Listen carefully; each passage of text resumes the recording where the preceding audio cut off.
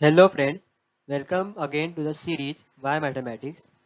In this video, we will see one beautiful application of mathematics. Mathematics, fractals and many more part 1. So, let me show you some pictures. Aren't these pictures beautiful? But what will be your reaction if someone says that these are graphs of some complex functions? Surprised? But yes, it's true. These are graphs of some special complex functions. For example, the beautiful picture which you are seeing here is a graph of something called as Julia set, a set formed by special complex functions. Now, how these beautiful graphs are drawn? So to understand that, first we have to understand some basic concepts. So for that, first consider this function f from R2 to R defined as f of xy is equal to x square plus y square. Now we will fix the boundary condition as follows. F of xy is less than or equal to r square, where r is any real number between 0 to infinity. That is, in other words, x square plus y square is less than or equal to r square. Now we will define a set A, which is set of all xy for which f of xy is less than or equal to this small r square. That is, this boundary condition is satisfied. Now if we plot all the points in this set A on xy plane, we will get this kind of graph. It is obviously a graph of circle with radius small r. In this graph, each point on the boundary of this graph as well as in the interior of this graph is a element of this set A.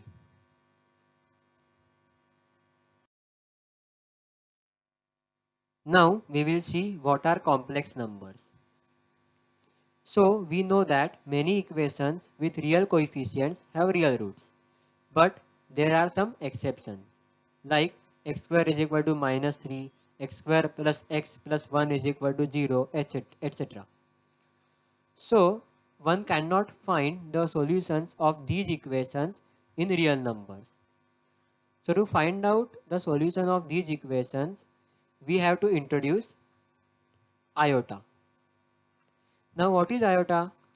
Iota, or simply I, is defined as square root of minus 1. So using this iota, we can now define general form of any complex number as a plus ib, where a and b are some real numbers and I is square root of minus 1. Now we will understand what is Argand's plane or complex plane. Basically it is the plane in which we can plot complex numbers. It is similar to our ordinary xy plane, just the difference is that in this case horizontal axis represents real axis and vertical axis represents imaginary axis. So this is Argand's plane in which we have plotted complex number a plus bi.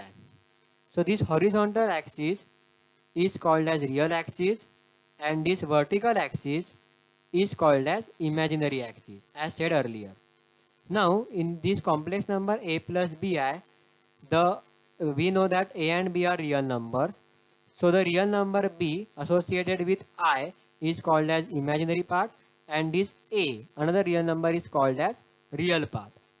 So this complex number is plotted using, that is the real part is plotted in the real using real coordinate and imaginary part is plotted using imaginary coordinate.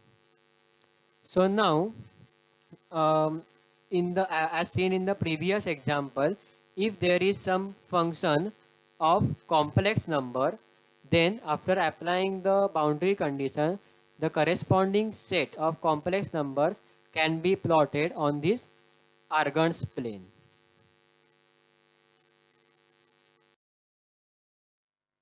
So now we are ready to understand what is Julia set. For that, consider the function fc defined from C to C, where C is set of complex numbers. So this function fc is defined as fc of z is equal to z square plus c, where z is general representation of any complex number x plus iy, and c is some complex parameter which is fixed for this function, and hence the function is represented as fc. Now we will fix some r greater than 0 as boundary, and then we will define Julia set as a set of all complex number such that for all n belongs to natural number, the modulus of fcn of z is less than or equal to r. Now here two new terms are introduced. First is fcn of z. Basically, it is the concept of function of functions.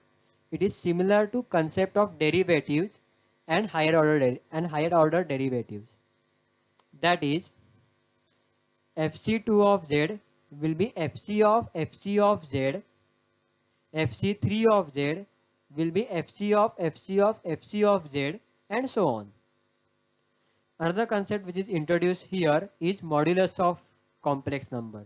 So in general, modulus of any complex number is the distance of that complex number from origin in Argand's plane. So if the complex number is given by z is equal to x plus iy, then using Pythagoras theorem, you can calculate modulus of z is equal to square root of x square plus y square. Now this is one Julia set. So in this Julia set, if we change the value of this r, that is if we change the value of boundary, then we will get another Julia set. Also, this complex parameter c here. So if we change the value of this c, we will get another function, and hence another Julia set. Also, we can change the power of this complex number. Instead of z square, we can take z cube, z to the power 4, z to the power 5, and so on. So with each power, we will get one family of Julia sets.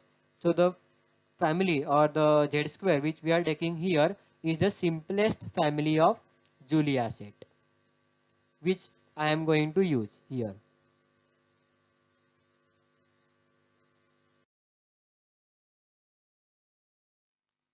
So now after seeing what is Julia set, we will now see how the graph of this Julia set looks like. So first we will fix the values of parameters. So the value of complex parameter for this particular Julia set is taken as minus 0.7 plus 0.27015 I.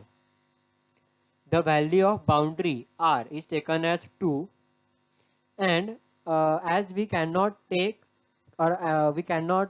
take all the natural numbers, as we are feeding this data to computer, we are restricting the value of natural numbers to 255. That is, this program will take the iteration, that is fcn of z up to n is equal to 255 only. Now let us see how the graph looks like after feeding these values. So this is the beautiful design of this Julia set. Now the one important property to notice in this graph is that look at these shapes, these circular shapes. If you focus on this graph, you can see that these circular shapes are repeating. Like for example, look at this shape. Then look at this smaller area. In this smaller area, this shape is again repeating. Also in this smaller area, this shape is again repeating. Come here. Here also you can see that this shape is repeating in this smaller area, in this area. Again in these smaller areas also this shape is repeating. So this is again on this belt, this shape is repeating. So this is one of the important property of something called as fractals. Now what are fractals and what are its different properties other than this is what we are going to see in the next video.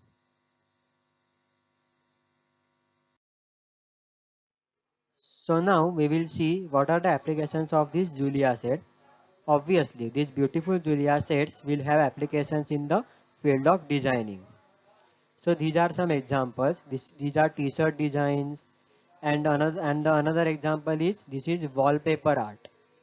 So these Julia sets have applications in designing in proper computer-based designing. But uh, does these fractals only have these many applications? The answer is no.